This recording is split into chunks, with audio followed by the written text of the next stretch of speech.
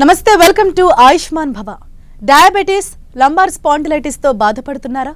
Diabetes, lumbar spondylitis కు ప్రధాన కారణాలేంటి? ఎక్కువసేపు కూర్చోవడానికి ఇబ్బంది పడుతున్నారా?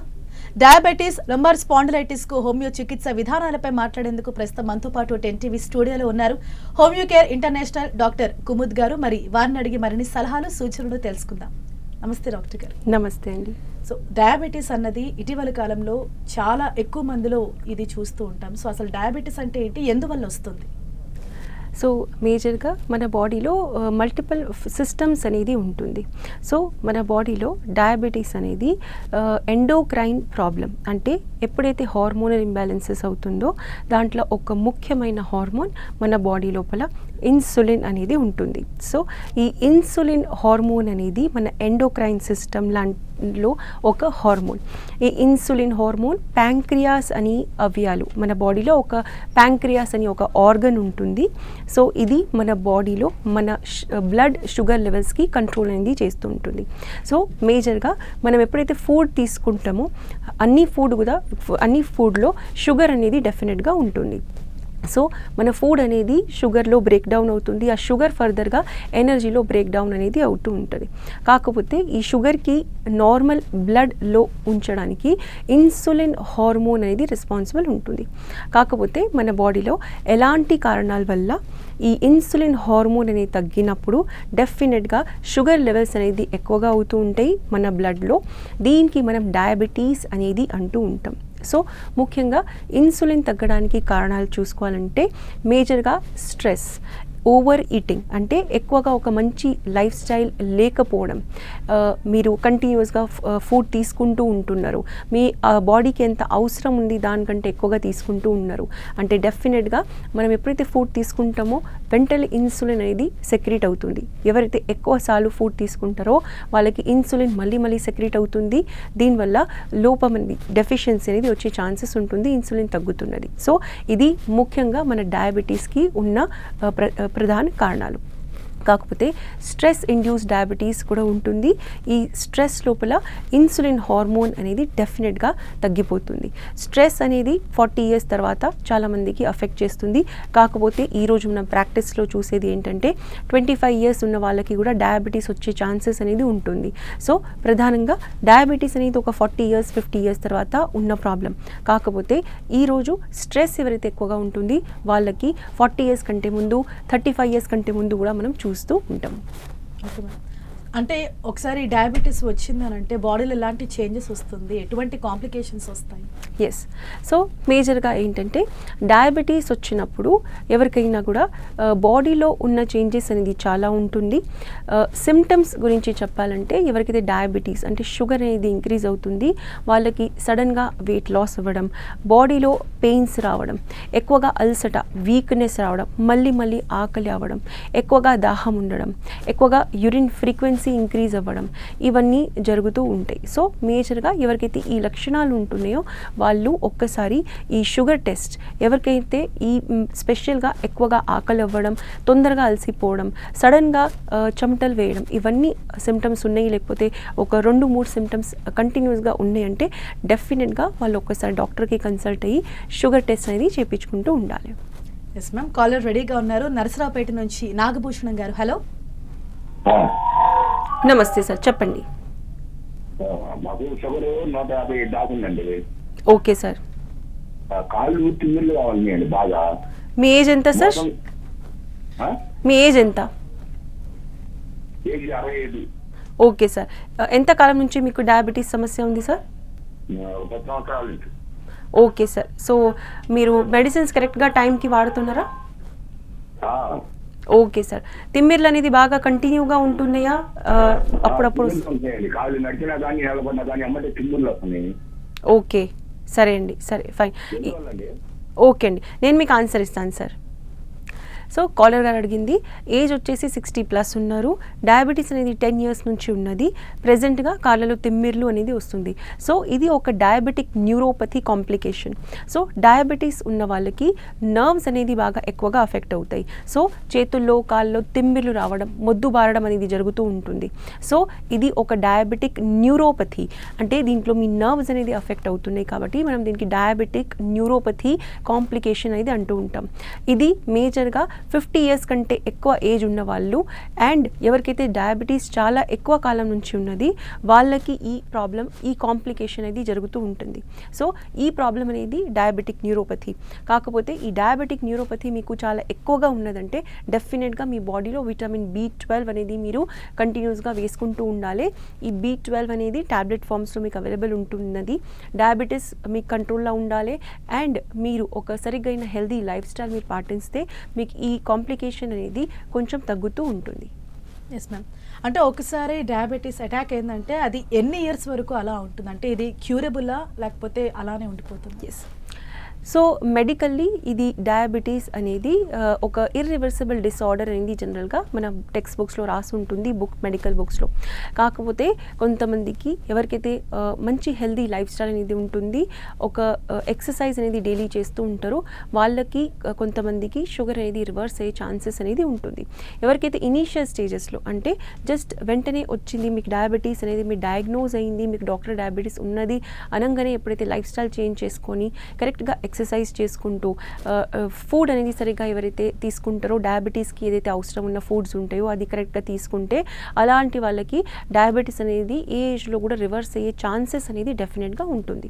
కాకపోతే ఈరోజు ఈ లైఫ్ స్టైల్ చేంజెస్ లేకపోవడం వల్ల డయాబెటీస్ అనేది కంటిన్యూ అవుతూ ఉంటుంది. మెడికల్లీ ఒకసారి మీకు డయాబెటీస్ వచ్చిందంటే మీకు మెడిసిన్స్ అనేది కంటిన్యూస్గా వాడాల్సి ఉంటుంది. కాకపోతే కొన్ని టెస్ట్స్ కూడా ఉంటున్నాయి. ఎవరికైతే ఇన్సులిన్ అనేది పూర్తిగా తగ్గిపోయింది వాళ్ళకి మెడిసిన్స్ అనేది ఎక్కువ కాలం లేకపోతే లైఫ్ టైం అనేది అవసరం అనేది ఉంటుంది. సో మేజర్గా చెప్పాలంటే డయాబెటీస్ ఒక ఇర్రివర్సిబుల్ డిసార్డర్. కాకపోతే ఎవరైతే మెడిసిన్స్ సరిగ్గా టైంకి తీసుకుంటారో హెల్దీ లైఫ్ స్టైల్ పాటిస్తారో అలాంటి కండిషన్స్లో మనం 3 to 5 years ఎవరైతే ఇది కరెక్ట్గా ఈ ఫాలో చేస్తారో అలాంటి కండిషన్స్లో మనం చూసాము డయాబెటీస్ అనేది రివర్స్ అయ్యింది. సో చెప్పాలంటే డయాబెటీస్ బుక్స్ పరంగా ఇది ఒక ఇర్రివర్సిబుల్ డిసార్డర్. ఎవరైతే దీనికి కంప్లీట్ రెస్పాన్సిబిలిటీ తీసుకొని సరిగ్గా లైఫ్ స్టైల్ హెల్దీ ఉంచుకుంటారో వాళ్ళకి ఇది రివర్స్ అయ్యే ఛాన్సెస్ ఉంటుంది. Yes ma'am. సో ఇప్పుడు మీరు చెప్పినట్టు అంటే డయాబెటీస్తో బాధపడే వాళ్ళు ఎటువంటి జాగ్రత్తలు తీసుకోవాలి ఫుడ్ హ్యాబిట్స్లో కానీ డైలీ రొటీన్లో కానీ అండ్ రాకుండా కూడా ఎటువంటి ప్రికాషన్స్ తీసుకోవాలి? ఎస్. సో మేజర్గా డయాబెటీస్ ఆల్రెడీ ఉన్నది అంటే డెఫినెట్గా మీకు డాక్టర్ సజెస్ట్ చేస్తూ ఉంటారు మీ డయాబెటిక్ ఫ్రెండ్లీ ఫుడ్స్ అనేది తీసుకోవాలి. అంటే డయాబెటీస్లో ఎక్కువగా కార్బోహైడ్రేట్స్ అనేది మీ ఫుడ్లో తగ్గించుకుంటే డెఫినెట్గా డయాబెటీస్ అనేది తగ్గుతుంది. దీంతోపాటు ఫైబర్ అనేది ఎక్కువగా తీసుకోవాలి. ఫైబర్ అనేది జనరల్గా మనకు పచ్చి వెజిటబుల్స్లో ఎక్కువగా ఉంటుంది. షుగర్ జనరల్గా అందరూ వైట్ షుగర్ అనేది డెఫినెట్గా మానేస్తారు. కాకపోతే ఫ్రూట్స్ అనేది తీసుకుంటూ ఉంటారు. ఫ్రూట్స్లో కూడా న్యాచురల్ షుగర్ అనేది ఉంటుంది. సో డెఫినెట్గా మీకు షుగర్ ఏదైతే ఫుడ్స్లో ఉంటుంది అది మీరు తక్కువగా తీసుకోవాలి. ఫ్రూట్స్లో డెఫినెట్గా న్యాచురల్ షుగర్ ఉంటుంది, అది కన్వర్జన్ అనేది షుగర్లోనే జరుగుతుంది. కాకపోతే చాలామందికి ఎక్కువ ఎక్సర్సైజ్ చేసే హ్యాబిట్ అనేది ఉంటుంది. అలాంటి వాళ్ళకి ఫ్రూట్స్ జనరల్గా డైజెస్ట్ అవుతుంది అండ్ తీసుకున్నప్పుడు షుగర్ లెవెల్స్ పెరగవు.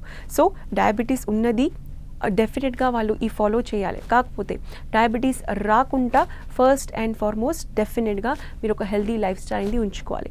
డయాబెటీస్ మేజర్గా ఇది లైఫ్ స్టైల్కి తో వచ్చిన ప్రాబ్లం. సెకండ్, ఎవరికైతే స్ట్రెస్ ఉంది వాళ్ళు స్ట్రెస్ మేనేజ్మెంట్ అనేది చేసుకుంటూ ఉండాలి.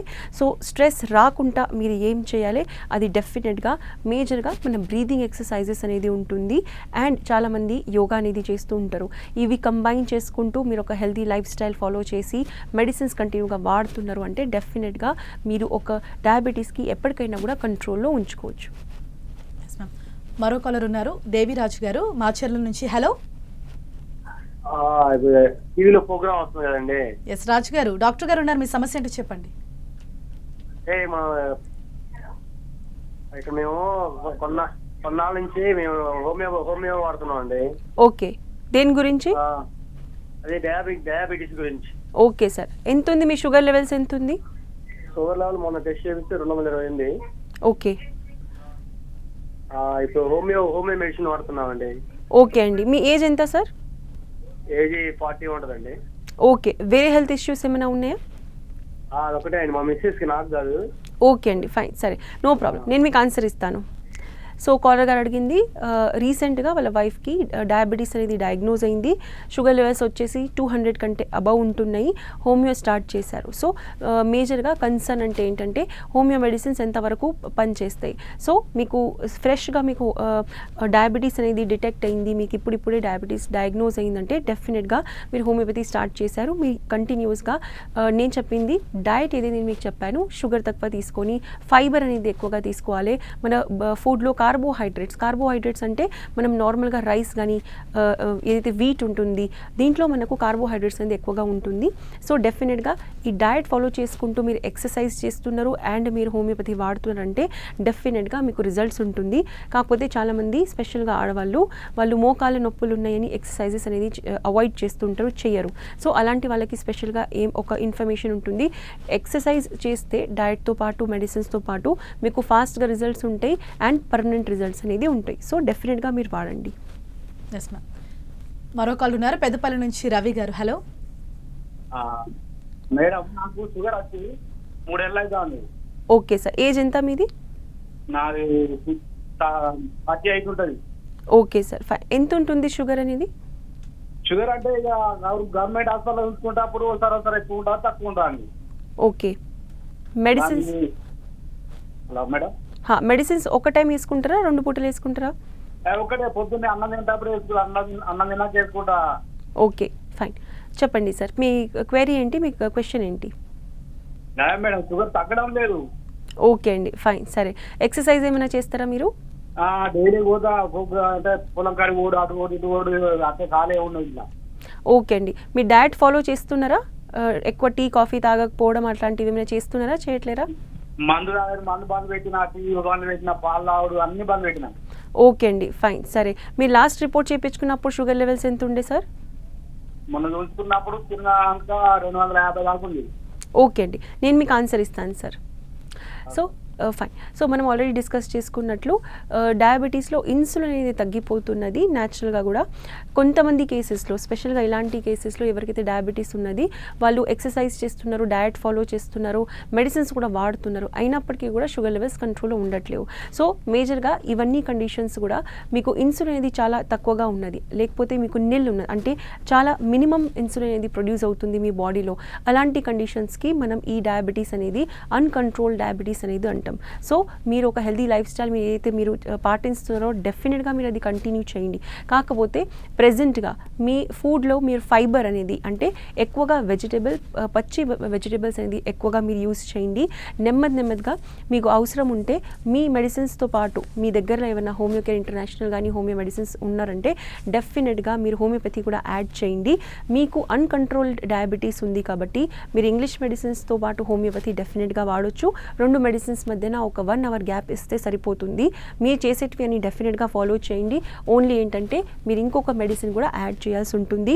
ఇది చాలా చాలా నార్మల్. మీ బాడీలో ఇన్సులిన్ ప్రొడక్షన్ అనేది పూర్తిగా ఆగిపోయింది. సో డెఫినెట్గా నేను చెప్పింది మీరు ఫాలో చేయండి. Yes ma'am. అండ్ అలాగే మరో సమస్య స్పాండిలైటిస్. సో ఇది కూడా చాలామంది దీనివల్ల కూడా సఫర్ అవుతున్నారు. సో స్పాండిలైటిస్ అంటే ఏంటి, ఇందులో లుంబార్ స్పాండిలైటిస్ అంటే ఏంటి? ఓకే. సో జనరల్గా మన బాడీ లోపల మన ఈ మెడ భాగానికి మనము సర్వైకల్ రీజన్ అంటాము అండ్ మన ఏదైతే నడుము భాగం ఉంది దానికి మనం లంబర్ రీజన్ అనేది అంటాం. స్పాండైలోసిస్ అంటే ఏంటిది, మన ఇది మొత్తం ఏదైతే వర్టిబ్రల్ కాలం ఉంది దీనికి జనరల్గా మనకు 33 వర్టిబ్రా బోన్స్ అనేది ఉంటాయి. సో ఈ బోన్స్ మధ్యన ఎప్పుడైతే గ్యాప్ తగ్గిపోతుంది, జనరల్గా మన బాడీలో ఎక్కడెక్కడైతే బోన్స్ ఉంటాయో, జాయింట్స్ ఉంటాయో దాని మధ్యన మసిల్స్, కార్టిలేజెస్, ఇవన్నీ సాఫ్ట్ టిష్యూ స్ట్రక్చర్స్ అనేది ఉంటాయి. సో స్పెషల్గా మనం కార్టిలేజ్ ఏదైతే ఉంటుంది అది 2 బోన్స్ మధ్యన ఉంటుంది. ఈ 2 బోన్స్ మధ్యన ఉన్న కార్టిలేజ్ అనేది డెఫినెట్గా అరుగుతుంది. సో ఈ స్పాండిలోసిస్ అనేది ఒక డీజనరేటివ్ చేంజ్, అంటే మీకు కాల్షియం, విటమిన్ D3, ప్రోటీన్ తక్కువ ఉన్నప్పుడు ఇది అరగడం అనేది జరుగుతున్నది. అరిగినప్పుడు డెఫినెట్గా మనం ఆర్థరైటిస్ ప్రాబ్లం అనేది ఆ ప్రాబ్లంకి అంటారు. కాకపోతే మనకి మెడ కానీ లేకపోతే బ్యాక్ రీజియన్లో వచ్చినప్పుడు మనం దీనికి స్పాండైలోసిస్ అనేది అంటూ ఉంటాం. సో సో మీకు మెడలో వచ్చిందంటే మనం సర్వైకల్ స్పాండిలోసిస్ అంటాము. అదే మీకు నడుములో పెయిన్ ఉన్నదంటే మనం దానికి లంబర్ స్పాండిలోసిస్ అనేది అంటూ ఉంటాం. ఓకే, అంటే ఇది రావడానికి ప్రధాన కారణం ఏంటి, వచ్చిన తర్వాత ఎట్లాంటి సమస్య మనం ఫేస్ చేస్తాం? ఎస్, సో మేజర్గా ఇది కూడా ఒక ఏజ్ రిలేటెడ్ ప్రాబ్లం. అంటే 40 years 50 years తర్వాత మన బాడీ లోపల కాల్షియం, విటమిన్ D3 తగ్గిన తర్వాత మన బోన్స్ మధ్యన ఏదైతే కార్టిలేజెస్ ఉంటున్నాయో అది అరగడం జరుగుతుంది. కాకపోతే ఇది ఈ రోజు అరగడం అనేది కొంచెం తొందరగా, అంటే 30 years తర్వాత అరగడం కూడా మనం చూస్తూ ఉంటాం. ప్రధానంగా ఈ రోజు దీనికి కారణం ఏంటంటే కంటిన్యూస్గా కూర్చోవడం. ఆఫీస్లో మనం చూస్తూ ఉంటాం 8 hours 10 hours అందరూ కూర్చొని వర్క్ చేస్తూ ఉంటారు.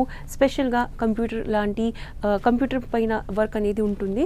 అండ్ ఫిజికల్ యాక్టివిటీ, మార్నింగ్ లేవగానే స్ట్రెచింగ్ కానీ అలాంటి ఎక్సర్సైజెస్ లేకపోవడం వల్ల ఈ లంబర్ స్పాండిలోసిస్ స్పెషల్గా ఈరోజు ప్రాబ్లం అనేది చేస్తుంది. సో ఎవరికైతే సిట్టింగ్ జాబ్ ఉన్నదో వాళ్ళు డెఫినెట్గా మార్నింగ్ లేవగానే కొన్ని స్ట్రెచింగ్ ఎక్సర్సైజెస్ చేస్తే ఈ లంబర్ స్పాండిలోసిస్ ప్రాబ్లం అనేది రాదు.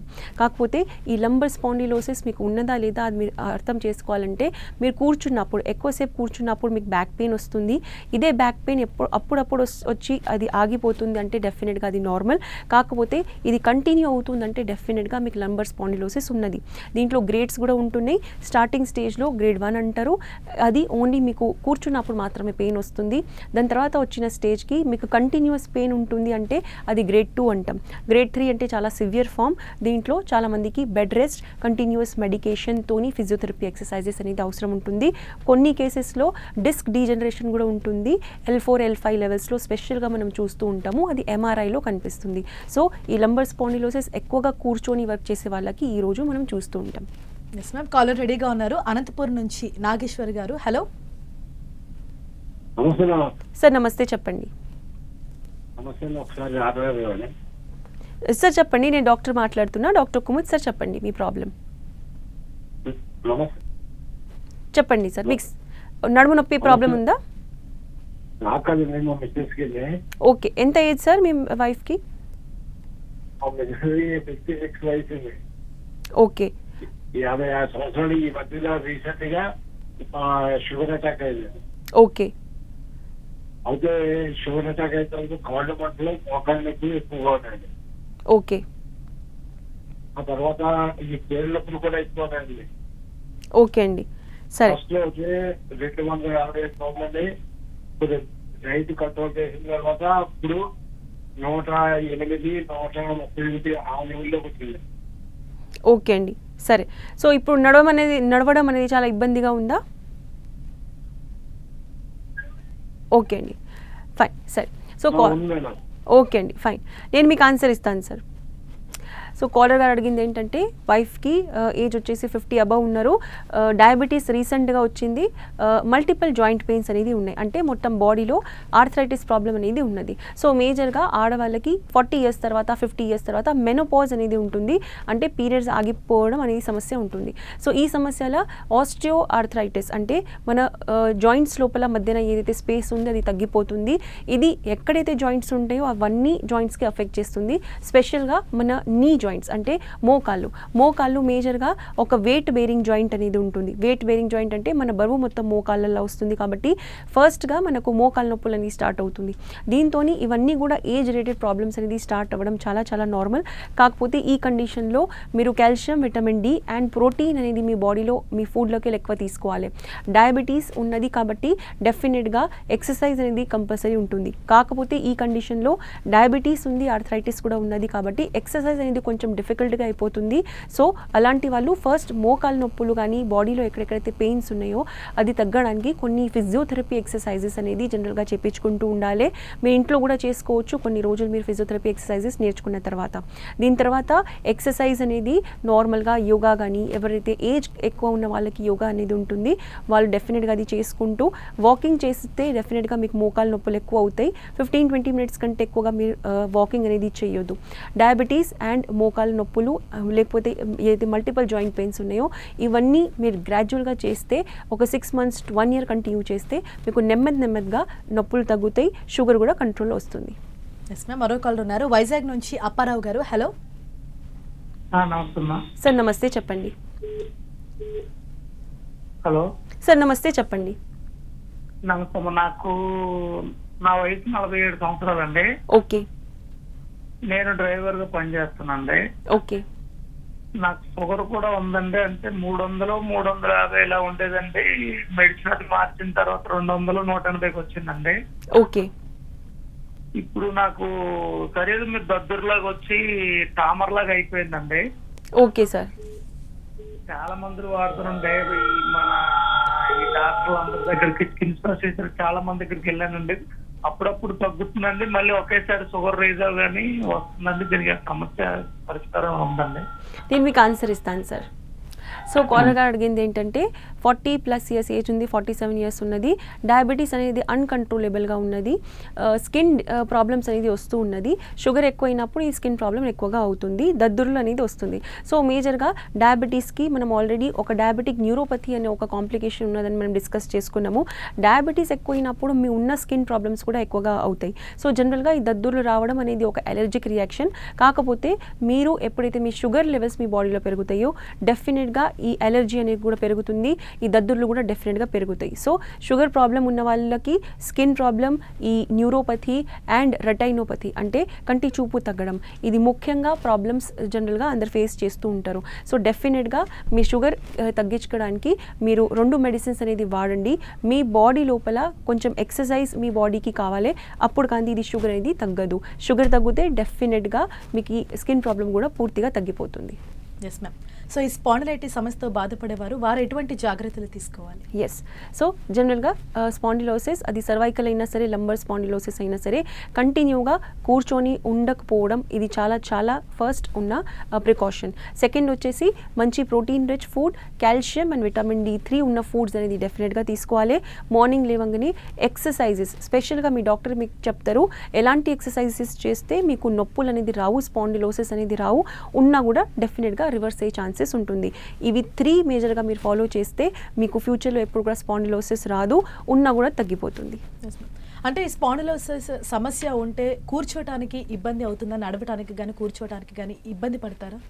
ఎస్. జనరల్గా గ్రేడ్ 3 ఉన్న వాళ్ళకి ఎక్కువగా కూర్చోవడం అనేది ఇబ్బందిగా ఉంటుంది. సో పెయిన్ అనేది గ్రేడ్ 3లో గ్రేడ్ 2లో కంటిన్యూస్ అనేది ఉంటుంది. చాలామంది కూర్చోగానే వెంటనే పెయిన్ వస్తుంది. సో అది గ్రేడ్ 3లో మనం చెప్తూ ఉంటాం, అది గ్రేడ్ 3 అనేది మనం అడ్వైస్ చేస్తాం. సో అలాంటి వాళ్ళు డెఫినెట్గా ఒక 15-20 మినిట్స్ కూర్చోగానే కొద్దిసేపు నిలబడి వాక్ చేయాలి, లేకపోతే కూర్చోవడం అనేది స్టాప్ చేసేయాలి. సో మీరు ఆఫీస్ జాబ్ ఉన్నది 8 to 10 అవర్స్ మీరు వర్క్ చేస్తున్నారంటే డెఫినెట్గా మీరు కంటిన్యూస్గా కూర్చుంటే ఈ స్పాండిలోసిస్ ప్రాబ్లం అనేది ఎక్కువగా ఉంటుంది. సో వాళ్ళకి ఈ మేజర్గా ప్రికాషన్ వచ్చేసి మీరు ఒక హాఫ్ అన్ అవర్ కంటే ఎక్కువగా, 30 మినిట్స్ కంటే ఎక్కువగా కంటిన్యూస్గా కూర్చొని ఉండొద్దు. ఇది చేస్తే మీరు మెడిసిన్స్ వాడుకుంటూ ఈ ఎక్సర్సైజెస్ అండ్ ఇది నేను చెప్పిన టిప్ మీరు ఫాలో చేస్తే డెఫినెట్గా స్పాండిలోసిస్ రివర్స్ అయ్యే ఛాన్సెస్ అనేది ఉంటుంది. Yes, thank you ma'am. ఈ డయాబెటీస్ అండ్ స్పాండిలైటిస్ సమస్య గురించి చక్కగా వివరించినందుకు. ఇది ఇవాల్టి ఆయుష్మాన్ భవ. చూస్తూనే ఉండండి 10 TV.